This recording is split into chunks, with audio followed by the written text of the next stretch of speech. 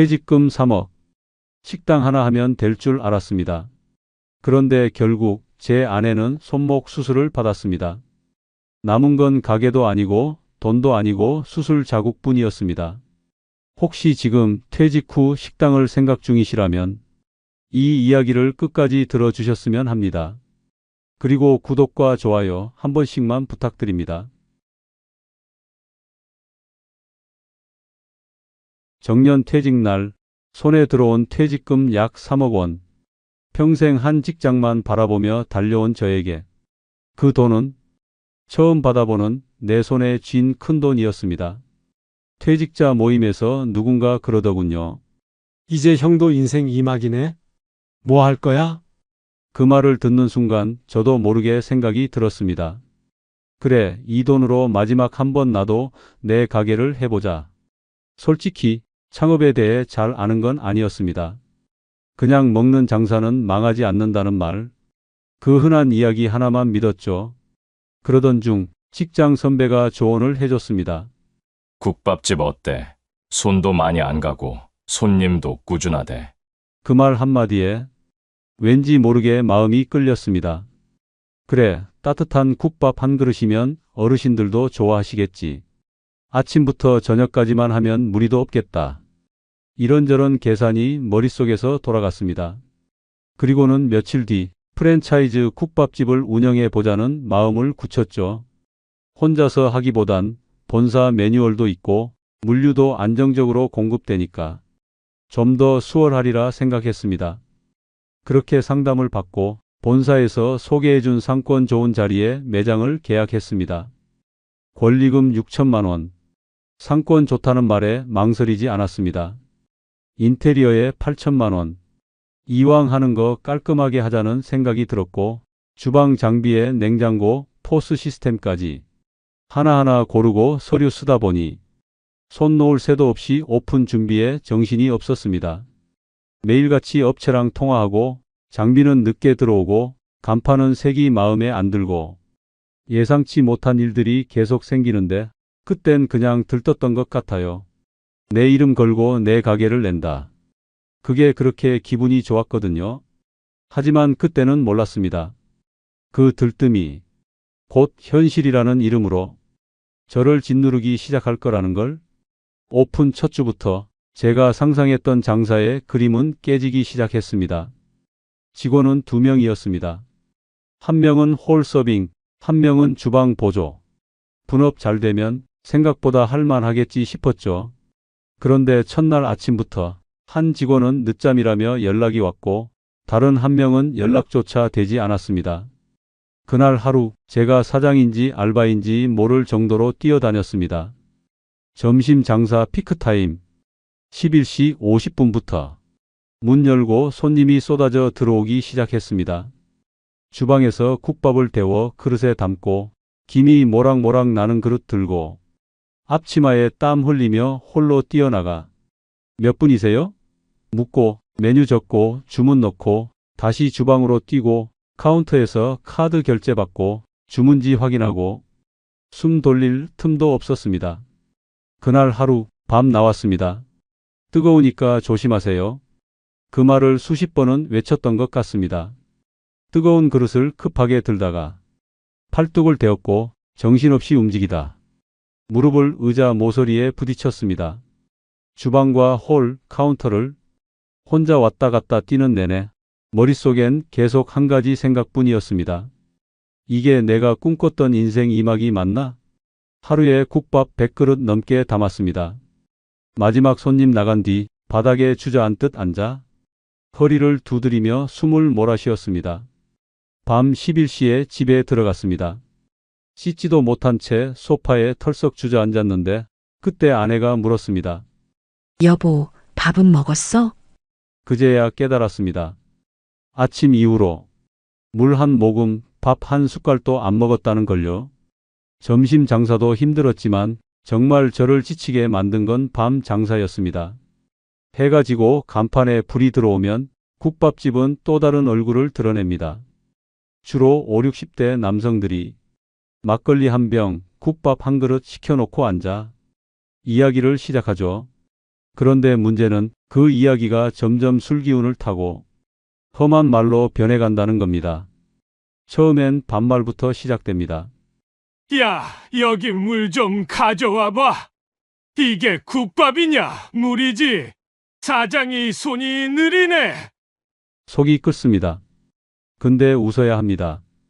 네, 금방 가져다 드릴게요. 입은 웃고 있지만 속은 서서히 바스러져 갑니다. 어느 날은 막걸리 잔을 비운 손님이 국밥 그릇을 들고 갑자기 엎었습니다. 바닥에 음식이 흩어졌고 뒷좌석 손님의 바지까지 튀었습니다. 사과는커녕 국이 차가우니까 엎었지. 이게 장사냐? 고함을 질렀습니다. 그리고는 욕설, 가게 안에 울려 퍼지는 말들, 다른 손님들이 눈치를 보며 조용해지고 저는 얼른 물걸레를 들고 그 사람 발밑부터 닦았습니다. 그날은 토사물도 있었습니다. 화장실 문을 열자 바닥엔 헛구역질 자국, 변기 옆엔 흘러내린 구토, 장갑 끼고 입에 수건을 물고 걸레질을 했습니다. 청소하는 제 모습이 화장실 거울에 비치더군요. 그 순간 스스로에게 물었습니다. 내가 이러려고 퇴직한 걸까? 3억 퇴직금이 이런 시간을 위해 있었던 걸까? 웃을 힘도 없고 울 자존심도 남지 않았습니다. 그날 밤 문을 닫고 주방 불을 끄는데 가게 바닥이 한없이 넓게만 느껴졌습니다. 고요한 그 정막 속에서 제 마음도 텅 비어갔습니다. 주말이면 아내가 가게에 나와 도와줬습니다. 내가 뭐라도 거들어야지. 그 말이 시작이었습니다. 원래는 주방 뒷정리나 반찬 리필 정도만 부탁했는데 손님이 몰리는 걸 보더니 앞치마를 두르고 자연스럽게 홀을 오가더군요. 처음엔 참 고마웠습니다. 집에서 쉬어야 할 주말에 나와서 허리 한번 제대로 못 펴고 일하는 모습을 보면 마음 한구석이 찌릿했죠. 그런데 어느 순간부터 아내가 가게에 있는 시간이 저보다 더 길어졌습니다.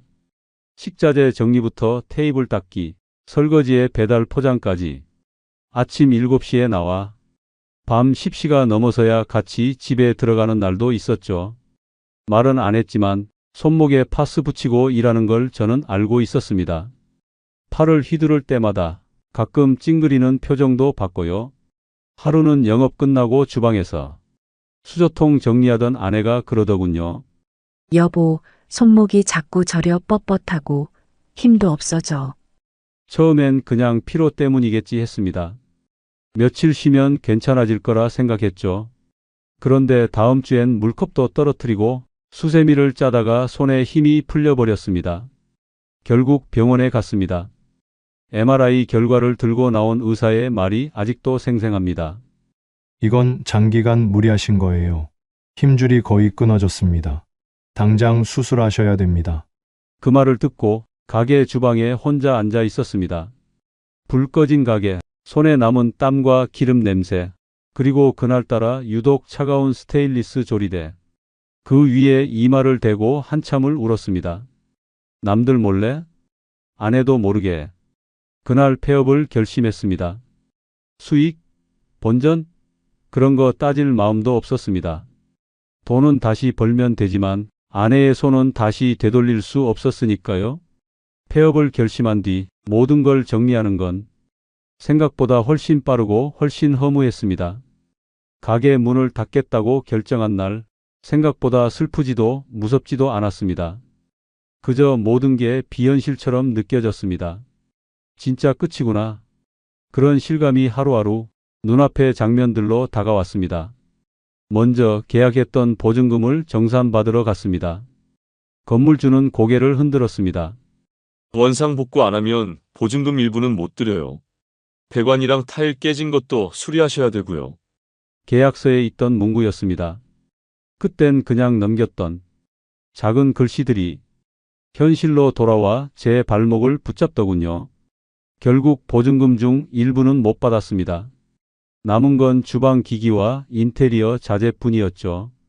2천만 원 넘게 들인 냉장고는 중고업체에 넘길 때 700만 원이라 했습니다.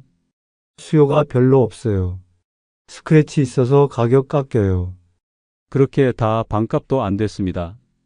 인덕션, 그릇, 식기, 테이블 하나하나 정리하면서 이게 다 돈이 아니라 그땐 꿈이었다는 걸 실감했습니다.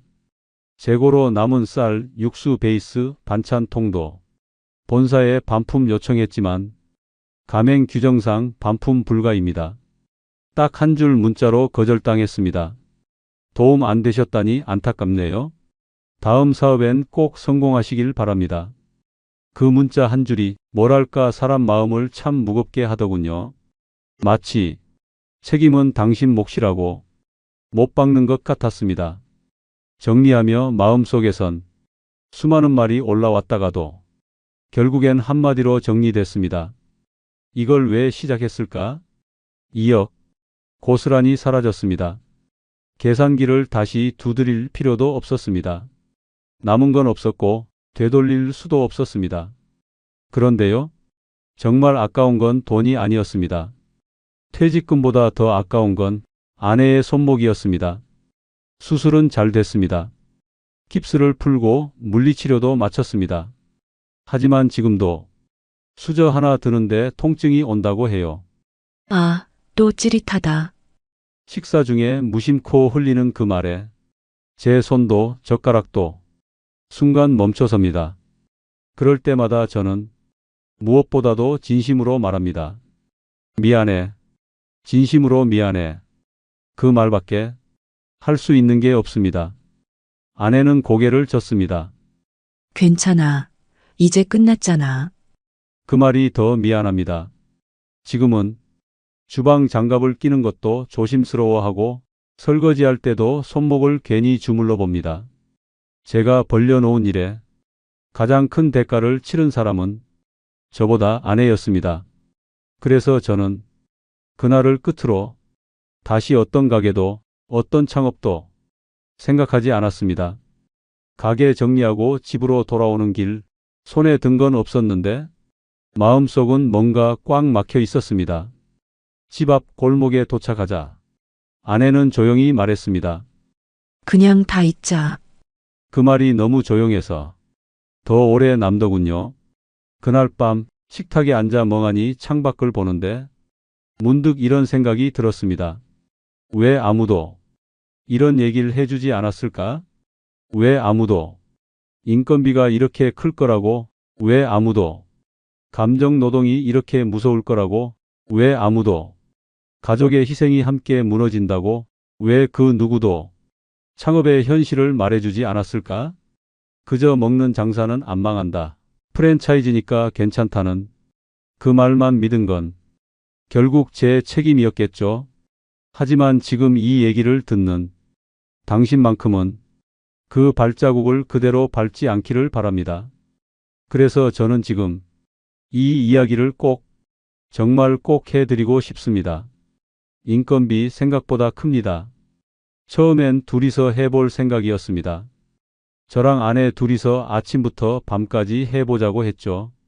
근데 점심 피크타임 한번 겪고 나니까 도저히 안 되겠더라고요. 주방에서 국밥 데우고 홀로 뛰어나가 주문받고 계산하고 서빙하고 치우고 정신줄 놓을 뻔했습니다. 결국 직원 2명 썼는데 월급에 주유수당 4대 보험까지 내고 나면 한 달 인건비가 500만 원 가까이 들었습니다. 장사 잘 돼도 남는 게 없더군요. 술 손님 상대 감정 노동 장난 아닙니다. 처음엔 그냥 장사하면서 별일 다 있겠지 싶었습니다. 근데 진짜 별일이 다 있더라고요. 술 취한 손님이 고함을 치고 음식 갖다 주면 이게 국이냐? 하며 뒤엎고 화장실에 토해놓고 그냥 가버리는 날도 있었습니다. 그런 날은 문 닫고 나면 혼자서 걸레질하면서 욕이 절로 나오더라고요. 근데 손님한텐 또 웃어야 했습니다. 가게라는 곳이 버티는 곳이더라고요. 감정은 곰고 골마서 이젠 무뎌지기만 했습니다. 체력과 가족 희생 없인 운영 못합니다. 아침 5시에 일어나 육수 끓이고 재료 손질하고 밤 11시 넘어서야 문 닫았습니다. 잠자는 시간 빼곤 가게에 붙어 있다시피 했고 주말엔 아내도 도왔습니다. 근데 아시잖아요. 가족이 도와주는 건 잠깐입니다. 그게 계속되면 희생이 돼버립니다. 그리고 그 희생이 우리 부부를 아내 손목을 그렇게 만든 겁니다. 프랜차이즈도 안전지대 아닙니다. 솔직히 말씀드리면 프랜차이즈니까 덜 위험하겠지라는 마음이 있었습니다. 하지만 계약서엔 작은 글씨로 큰 함정이 숨어 있더라고요. 본사 지정 물류만 써야 했고 그 재료값은 시장보다 훨씬 비쌌습니다. 마케팅비도 매달 빠져나갔는데 정작 어디 광고 나갔는진 모르겠더라고요. 계약서 진짜 꼼꼼히 봐야 합니다. 그거 한 줄 때문에 수천만 원이 왔다 갔다 하니까요. 이건 단순히 장사 이야기일 수도 있지만 저한텐 삶의 방향을 바꿔놓은 경험이었습니다. 그만큼 무겁고 지금도 후회가 남는 결정이죠. 혹시 지금 국밥집 괜찮지 않을까? 그런 생각하신다면 이 이야기 꼭 마음에 새겨주셨으면 합니다. 그렇게 가게 문을 닫은 날 모든 게 무너진 기분이었습니다. 그리고 저는 한동안 현관문조차 열기 싫었습니다. 가게 문을 닫고 난 뒤 저는 현관문 여는 것조차 버거운 사람이 됐습니다. 문을 열면 세상이 보이고 세상이 보이면 내가 실패자라는 사실이 더 또렷해졌거든요. 밖에 나갈 일이 생겨도 장바구니를 들고 모자 깊게 눌러쓰고 아무 말 없이 다녀왔습니다. 아내와도 눈을 제대로 마주치지 못했습니다. 괜히 방 안에 오래 틀어박혀 있거나 TV 볼륨을 키워서 서로 말을 줄였습니다. 내가 무너진 건 돈 때문이 아니라 가족 앞에서 당당하지 못한 마음 때문이었어요. 그러던 어느 날 동네 마트 앞 벽에 붙어있던 복지관 전단 한 장이 눈에 들어왔습니다. 노인 일자리 상담해드립니다. 만 60세 이상 누구나 신청 가능. 작은 글씨였는데 그날따라 유독 크게 보이더군요. 한참을 그 앞에서 서 있었습니다. 망설임, 자존심, 걱정, 온갖 생각이 들었지만 한 가지가 마음을 움직였습니다. 아내였습니다. 그녀가 저 때문에 수술까지 하게 됐고 말은 없지만 하루하루 지쳐가는 걸 느낄 수 있었거든요. 그날 밤 아내 손을 조심스레 잡고 말했습니다. 우리 내일 복지관 한번 가볼까? 나 거기서 뭐라도 해볼게. 아내는 조금 놀란 눈으로 절 보더니 작게 웃으며 고개를 끄덕였습니다. 그리고 그 다음 날 오랜만에 함께 현관문을 열었습니다. 햇빛이 눈부셨고 살랑이는 바람이 왠지 모르게 따뜻했습니다. 아무도 환영해 주지 않았지만 그날의 공기는 분명 우리를 위한 시작이었습니다. 지금 저는 지역 도서관에서 주 3일 일하고 있습니다. 책을 정리하고 어르신들 오시면 자리 안내도 도와드리고 가끔은 책 찾는 걸 함께 도와드리기도 합니다. 복잡한 일은 아닙니다. 점심시간 되면 도시락 먹고 하루에 수십 번 여기 앉으세요. 저쪽이에요. 그런 말을 건넵니다. 예전처럼 큰돈이 오가는 일도 아니고 하루에 수백 명을 상대하는 것도 아닙니다. 하지만 사람들과 눈을 마주치고 그들이 내게 고맙습니다라고 말해주는 하루가 이렇게 따뜻할 줄은 그땐 미처 몰랐습니다. 국밥집을 할 땐 매일같이 욕을 들었고 무뚝뚝한 얼굴들과 끝없는 불평 속에서 버텨야 했습니다. 그런데 지금은 누군가의 작은 인사 하나에 제가 다시 살아있다는 기분이 듭니다. 출근할 때는 가벼운 백팩을 메고 퇴근할 땐 마음이 조금 더 가벼워집니다. 일을 마치고 도서관 문을 나설 때 햇살 아래로 걸어 나오는 그 순간이 저에겐 요즘 가장 좋은 시간입니다. 이제는 많은 걸 바라지 않습니다. 돈보다 더 소중한 것들이 있다는 걸 알게 됐으니까요. 지금이 더 가난한 건 맞습니다. 매달 들어오는 돈은 많지 않고 외식도 줄였고 예전처럼 뭘 쉽게 사지도 않습니다. 하지만 마음은 훨씬 가볍습니다. 매일 아침 아내랑 같이 밥을 먹고 도서관으로 향하는 길에 가볍게 인사 건네는 사람들과 마주치며 그래, 오늘 하루도 잘 살아보자. 스스로를 다독일 수 있게 됐습니다. 손에 쥔 돈은 없지만 제 곁에는 아직 남은 사람들이 있습니다. 그리고 우리는 매일 아침 다시 하루를 시작하고 있습니다. 혹시 지금 나도 식당 하나 해볼까? 그런 생각을 하고 계신가요? 그 마음 정말 이해합니다. 저도 그랬으니까요. 하지만 한 번만 더 생각해 주세요. 당신의 손목보다 소중한 건 없습니다. 당신 옆에 있는 사람들도 그 가게와 함께 무너질 수도 있습니다. 이 이야기가 당신에게 작은 경고등 하나쯤은 켜주었기를 바랍니다. 시작은 언제든 할 수 있지만 되돌릴 수 없는 건 분명 존재하니까요. 그리고 혹시 이런 현실 이야기 앞으로도 듣고 싶으시다면 구독과 좋아요 한 번만 눌러주세요. 제 이야기를 들어주셔서 진심으로 감사드립니다. 집도 있고 연금도 꾸준히 나오는데 제가 왜 노후 자금이 모자라서 불안에 떠는지 믿기시겠어요?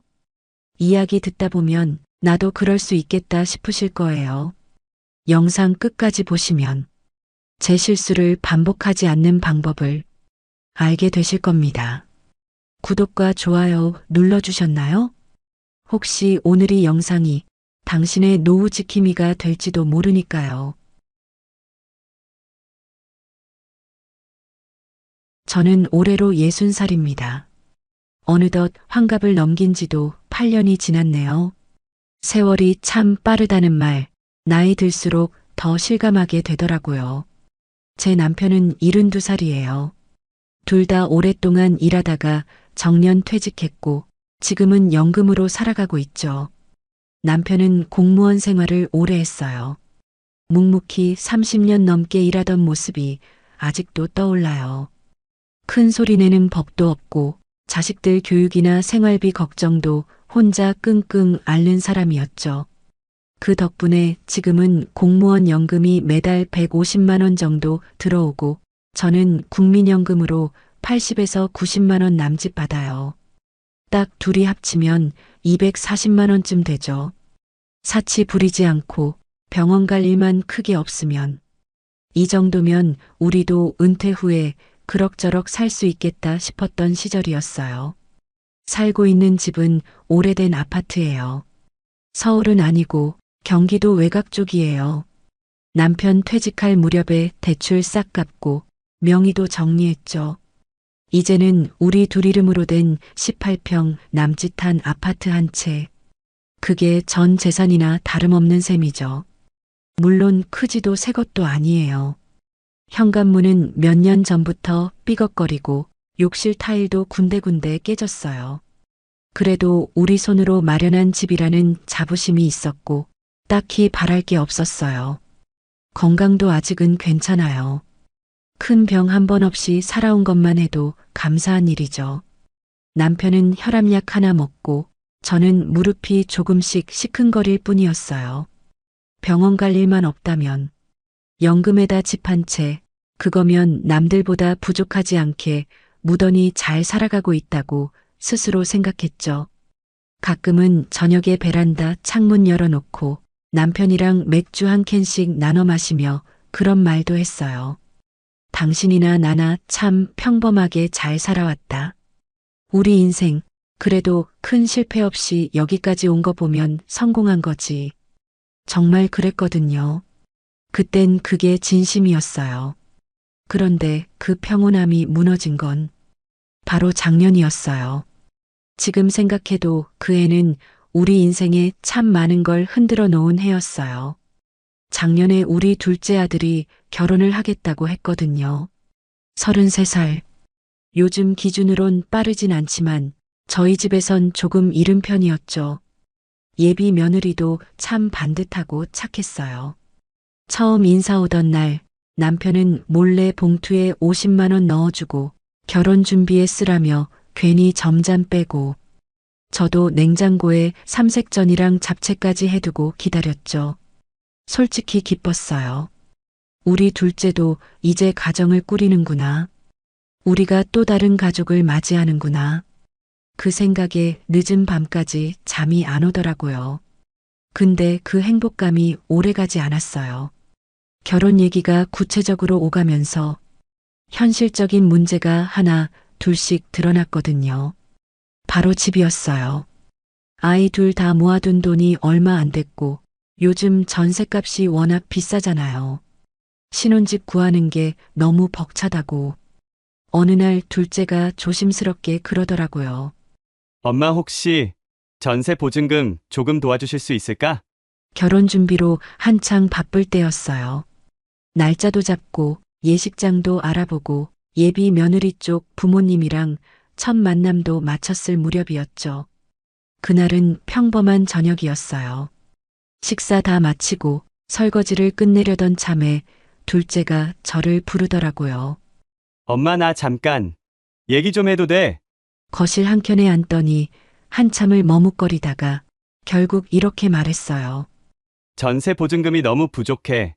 지금 가진 돈으로는 집을 못 구하겠어. 보증금 5천만 원만 도와줄 수 있어? 그 말을 듣는 순간 속으로 얼마나 많은 생각이 스쳐갔는지 몰라요. 5천만 원. 우리가 지금 당장 줄 수 있을까? 적금 깨야 하고 보험도 해지해야 하고. 그럼 노후 자금은 어쩌지? 아니 근데 또 안 도와주면 얘가 결혼을 못하게 될지도 모르는데. 입안이 바짝바짝 마르는데 표정은 애써 아무렇지 않은 척했어요. 그래. 엄마가 한번 생각해 볼게. 그 말밖에 못했어요. 사실은 그 순간부터 제 속은 찢어지기 시작했던 것 같아요. 왜냐면 첫째 아들 결혼할 땐 3천만 원 도와줬거든요. 그땐 우리가 대출을 갚기 직전이었고 마침 남편 퇴직금 일부도 남아 있었던 때라 꽤 부담 없이 도와줄 수 있었죠. 근데 이번엔 상황이 완전히 달랐어요. 5천만 원이라는 돈은 우리 부부의 노후를 지켜줄 마지막 안전망 같은 돈이었거든요. 그걸 건드려야 한다는 생각에 머릿속이 새하얘졌어요. 그런데 문제는 우리에겐 당장 쓸 수 있는 목돈이 없었다는 거예요. 통장에 쌓여있는 큰 금액은 커녕 매달 들어오는 연금으로 겨우 생활을 유지하고 있었죠. 비상금이라고 해봤자 생활비 통장에 남은 30만 원 정도가 전부였어요. 그래도 어떻게든 해보려고 그동안 안 쓰고 모아두었던 적금 통장을 꺼냈어요. 하나는 우리 부부 여행용으로, 하나는 손주 태어나면 쓰자고 모은 돈이었죠. 적금 2개를 해지하는데 은행 창구에서 도장을 찍고 나오면서 눈물이 왈칵 쏟아졌어요. 이게 맞는 선택일까? 고개를 푹 숙이고 나오는데 괜히 쪽팔리고 괜히 서럽고 괜히 나는 왜 이렇게 마음이 좁을까 자책도 했어요. 근데 적금만으로는 5천만 원이 안 됐어요. 그래서 결국 보험도 깼어요. 남편이 10년 넘게 넣고 있던 종신 보험이었는데 해지하면 손해가 크다고 늘 말하던 그 보험. 그걸 지금 아니면 안 될 것 같아서 저 혼자 사인하고 깼어요. 받은 해지지급금은 생각보다 적었고 이제 다시 가입하려면 나이 제한 때문에 못 들어간다고 은행 직원이 말하더군요. 그렇게 우리가 20년 가까이 쥐어짜며 모아둔 돈을 단 3일 만에 허겁지겁 정리해서 아이한테 줬습니다. 아들이 고맙다고 하면서 몇 번이나 고개 숙여 인사하던 모습이 그 순간엔 참 대견해 보였어요. 근데 가슴 한쪽은 왜 그렇게 서럽던지 모르겠어요. 그때까진 그래도 괜찮았어요. 정말이었어요. 돈을 보내준 며칠 후에는 몸도 마음도 이상하게 가벼워진 느낌이 들었어요. 마치 내 어깨에 올려져 있던 돌덩이 하나가 툭 떨어져 나간 듯한 그런 기분이었달까요? 그래 잘했다. 부모가 자식한테 그 정도는 해줘야지.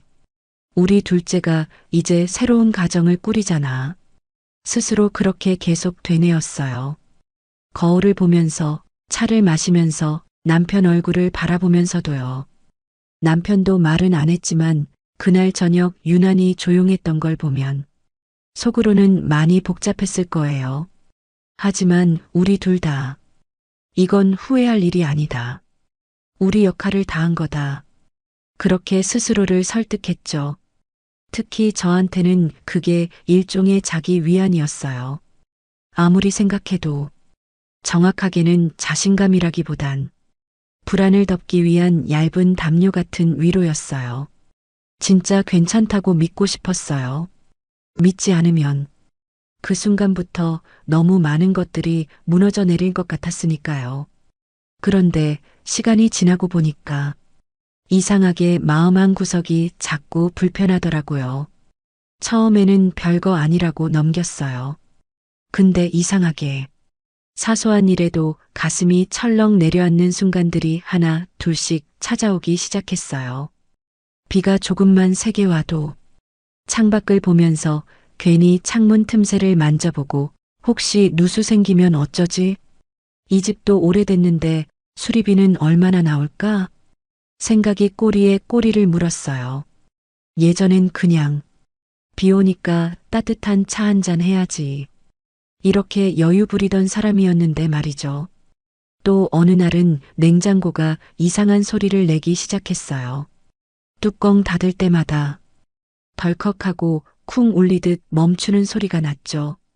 남편은 아무렇지 않다는 듯 그냥 지나쳤는데 전 그게 괜히 마음에 걸렸어요. 그래서 그날 밤 스마트폰으로 냉장고 고장 수리비를 검색하고 있더라고요. 예전 같으면 그냥 수명 다 됐네.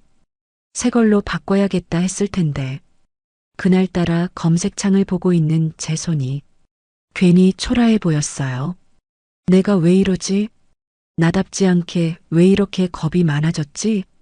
그런데도 마음 한쪽은 계속 속삭이고 있었어요. 혹시 또 뭐가 고장나면 이젠 진짜 감당 못하는 거 아닐까? 그러다 어느 날 오랜만에 친한 친구를 만났어요. 그 친구는 저보다 1살 위에요. 서로 20년 넘게 알고 지낸 사이죠. 애들 어릴 때부터 같이 키우고 동네 마트 세일 정보도 서로 공유하던 그런 친구예요. 그날은 단둘이 카페에 앉아서 커피를 마시고 있었어요. 날이 좀 흐렸고 밖에선 비가 간간히 내리고 있었죠. 우리는 늘 하던 대로 요즘 남편 건강은 어떤지, 애들 결혼 준비는 잘 됐는지 이런저런 이야기를 주고받았어요. 그러다 제 입에서 둘째 결혼하느라 우리도 좀 무리했지 뭐. 전세 보증금 좀 보태줬거든. 그 말이 나왔어요. 내심 잘했다는 말을 듣고 싶었던 걸지도 몰라요. 근데 친구는 잠시 커피잔을 내려놓더니 이렇게 말하더라고요. 나는 자식한테 돈 안 줬어. 왜냐면 내 노후는 내가 챙겨야 하거든. 그 순간 마치 누가 제 가슴에 작은 바늘 하나를 콕 찌르고 간 기분이었어요. 무슨 말을 해야 할지 모르겠더라고요. 괜히 머쓱해져서 어휴, 너도 참 그게 잘 안 되더라. 이런 말로 얼버무렸어요. 하지만 속은 복잡했어요. 그 말이 계속 맴돌았어요. 내 노후는 내가 챙겨야 하거든. 집에 돌아오는 길에 버스 창밖을 멍하니 바라보다가 문득 생각했어요. 나는 왜 내 노후를 포기하면서까지 애들 걱정을 먼저 했을까? 친구 말이 틀린 것도 아닌데 그 말을 들은 내가 왜 이렇게 작아지고 미안하고 심지어는 억울할까 싶었어요. 그날 밤은 잠이 잘 안 오더라고요. 머릿속에서 자꾸만 내 노후는 내가 챙겨야 하거든. 그 한 문장이 울리듯 되풀이 됐어요. 그날 밤 집에 도착하자마자 남편 얼굴을 보는데 괜히 울컥하더라고요. 전부는 말 못했지만 친구랑 나눈 대화를 슬쩍 꺼냈어요. 여보, 우리 이제 진짜 남 생각 그만하고 살아야 할 것 같아. 남편은 제 눈빛을 보더니 말없이 고개를 끄덕였어요. 잠자리에 들기 전 우린 오랜만에 조용한 대화를 나눴어요. TV도 끄고 불도 낮추고 이불 위에 앉아 정면을 바라보면서요. 이제는 더 도와줄 여유 없어. 앞으로는 진짜 우리 둘 생활만 잘 지켜가자. 남편도 조용히 말했어요. 나도 그 생각 많이 했어. 우리 진짜 이젠 조심해야 해. 연금도 언제까지 나올지 모르고 몸 하나만 아파도 지출이 확 커지잖아. 그날 대화가 끝났을 땐 뭔가 가슴이 쿵 내려앉는 것 같았어요.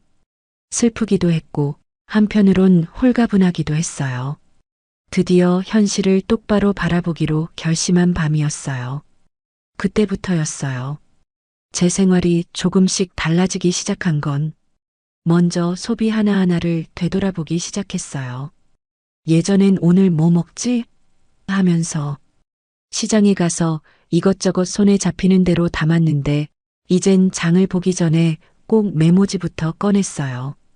식비도 매주 예산을 정해서 딱 그만큼만 쓰기로 했고 이건 다음 주에 사도 되겠다 싶으면 과감히 내려놨어요. 관리비 고지서가 날아오면 지난 달보다 많아졌는지 줄었는지 볼펜으로 표시까지 해두고요. 전에는 그냥 보고 찢어버리던 고지서였는데 말이죠. 그리고 약도 마찬가지였어요.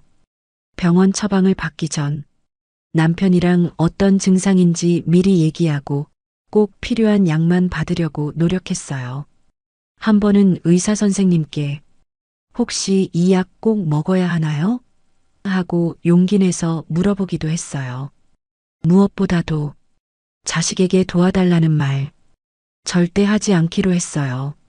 서운할 수도 있겠지만 그게 맞는 길이라는 확신이 들었어요. 그날 이후 저는 작은 다이어리를 하나 샀어요. 남편 몰래 혼자 마트 갔다가 10,000원짜리 다이어리를 샀는데 그게 제 인생을 다시 세우는 첫걸음이었죠. 그 변화는 거창한 데서 시작된 게 아니었어요. 처음엔 정말 단순했어요. 그날 내가 쓴 돈이 얼마인지 그냥 숫자만 적기 시작했거든요. 장보기 23,400원, 버스 2,500원, 약국 무릎 파스 5,800원. 이런 식이었죠. 아무 생각 없이 메모하듯이 적는 게 전부였어요. 근데 시간이 지나면서 가계부가 점점 질문을 닮아가더라고요. 어느 날은 문득 오늘 왜 장을 본 거지? 라는 생각이 들었어요. 냉장고 안을 열어보면 먹을 건 아직 남아 있었거든요. 그래서 23,400원이라는 숫자 옆에 이렇게 적어봤어요. 냉장고에 반찬이 있어서 비 오는 날이라 나가기 싫었는데 그냥 습관처럼 장봄. 그 순간 이상하게 가슴이 철렁 내려앉는 느낌이 들었어요. 내가 기분 따라 습관 따라 돈을 쓰고 있었구나.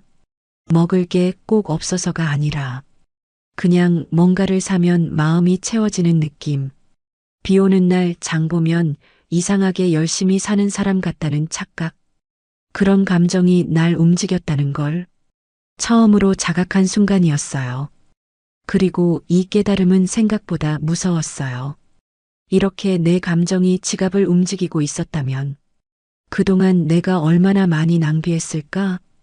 그런 생각이 들면서 마치 내 소비가 지나온 인생의 흔적처럼 느껴졌어요. 그날 이후부턴 가계부가 일기가 되기 시작했어요. 오늘은 쓸쓸해서 카페에서 커피 마셨음 5,000원. 아들 전화 받고 기분 좋아져서 편의점에서 과자 2봉지 3,200원. 하나하나 적어 내려가면서 내가 왜 이걸 샀는가를 묻기 시작하니까 물건보다 감정이 먼저 눈에 들어오더라고요. 또 하나는 바로 홈쇼핑을 끊는 일이었어요. 그게 뭐 대단한 일이라고 생각할 수도 있지만 사실 저한테 제일 어렵고 무서운 변화였어요. 왜냐하면 그건 오래된 습관이었거든요. 밤에 남편 먼저 잠들고 저 혼자 거실에 앉아 있을 때 리모컨을 꾹 누르면 자동으로 홈쇼핑 채널이 나왔어요. 이게 참 무서운 게요. 딱히 뭘 사려고 켠 것도 아니고 심심해서 그냥 배경처럼 틀어놨을 뿐인데 어느새 전화기를 들고 있더라고요. 그래서 처음엔 그 리모컨을 아예 서랍 속에 넣어버렸어요. TV는 잘 안 보게 되고 틀더라도 뉴스나 다큐만 보려고 노력했죠. 홈쇼핑 채널 번호는 일부러 외우지 않으려고 했어요. 이상하게도 그렇게 리모컨만 안 보이게 해도 마음이 한결 가벼워지더라고요. 오늘도 충동 구매 없이 하루를 넘겼다. 그런 날은 조용히 혼자 잘했다 스스로를 토닥여줬어요. 그런데 사람 마음이란 게 참 간사하더라고요. 어느 날 비 오는 저녁이었어요. 남편이 일찍 잠이 들었고 저 혼자 거실에서 멍하니 앉아 있었죠. 심심한데 뭐라도 틀까 하는 마음에 무심코 리모컨을 꺼냈어요. 딸깍 익숙한 버튼을 누르니 그 익숙한 목소리가 TV 속에서 들려왔어요. 지금 주문하시면 노인관절에 좋은 프리미엄 건강 침대를 무이자 12개월로 보내드립니다. 그 순간 내 마음이 덜컥 흔들렸어요. 나이 들어서 아프면 어쩌지? 요즘 무릎도 좀 시큰한데 지금 사두면 오히려 잘했다는 소리 들을지도 몰라. 카드를 꺼내는 그 찰나 제 안에서 누군가가 말했어요. 이게 또 시작이다. 숨이 탁 막혔어요. 딱 거기까지였어요. 그 순간 스스로를 멈출 수 있었던 게 그날 제일 잘한 일이었던 것 같아요. 그날 밤 홈쇼핑 전화를 차단했고 휴대폰에서도 모든 쇼핑 앱을 삭제했습니다. 화면이 깔끔해진 폰을 바라보면서 마치 내 마음도 같이 비워진 느낌이 들었어요. 텅 빈 목록을 보면서 처음엔 허전했고 이틀쯤 지나니 묘하게 편안했어요. 지금 내가 필요한 건 건강 침대가 아니라 건강한 소비 습관이었구나. 그걸 그제서야 알겠더라고요. 그리고 마지막으로 제가 가장 어렵게 바꾼 건 바로 카드였어요. 아마 대부분의 분들이 공감하실 거예요. 카드는 너무 편리하죠. 계산대 앞에서 지갑을 꺼내고 돈을 세고 잔돈을 받는 그 과정 없이 그냥 손만 내밀면 끝이에요. 문제는 바로 그 편리함 속에 돈이 빠져나간다는 현실감도 같이 사라진다는 거예요. 한 달이 지나 카드 명세서를 봤을 때, 이게 다 내가 쓴 거야? 믿기지 않을 만큼 금액이 커져 있던 적. 그런 건 아니었을 거예요. 그걸 제대로 느낀 사건이 어느 날 시장에서 벌어졌어요. 그날은 파 한 단이 1,000원이었어요. 마트보다 저렴하고 싱싱해서 와, 잘 샀다 싶었죠. 근데 지갑을 열어보니 현금이 단 한 장도 없는 거예요. 카드밖에 없었어요. 그래서 파 한 단을 들고 카드를 내밀었죠.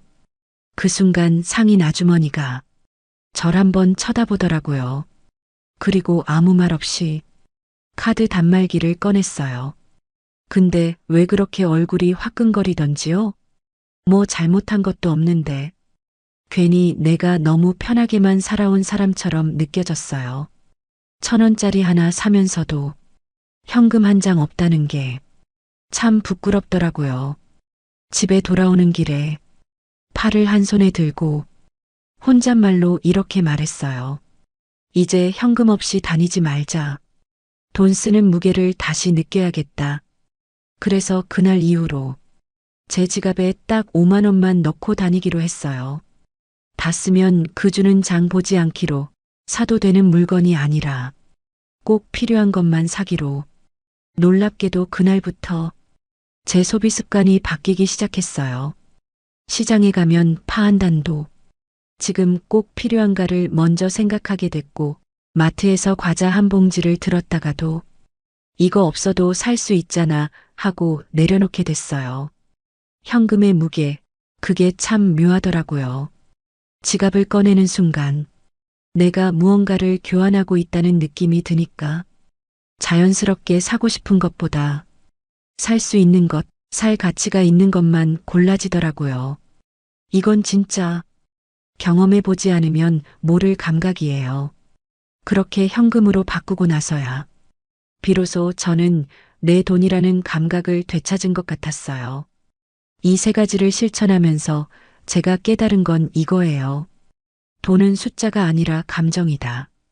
기분 따라 쓰고, 불안해서 쓰고, 사랑한다고 쓰다가 내 노후가 무너질 수도 있다는 거. 사랑으로 시작했던 도움이 내 삶을 무너뜨리는 씨앗이 되기도 하더라고요. 내가 힘들면 자식들도 힘들어진다는 말. 그게 요즘 제 좌우명이에요. 혹시 지금 나도 소비가 조금 과했던 것 같다. 이젠 나 자신을 먼저 돌봐야겠다. 이런 생각이 드셨다면 오늘 이 이야기가 당신의 작은 변화의 시작이 되었으면 합니다. 공감되셨다면 구독과 좋아요 눌러주시고요. 댓글로 여러분의 경험도 나눠주세요. 우리 서로의 지혜가 되어줍시다. 감사합니다.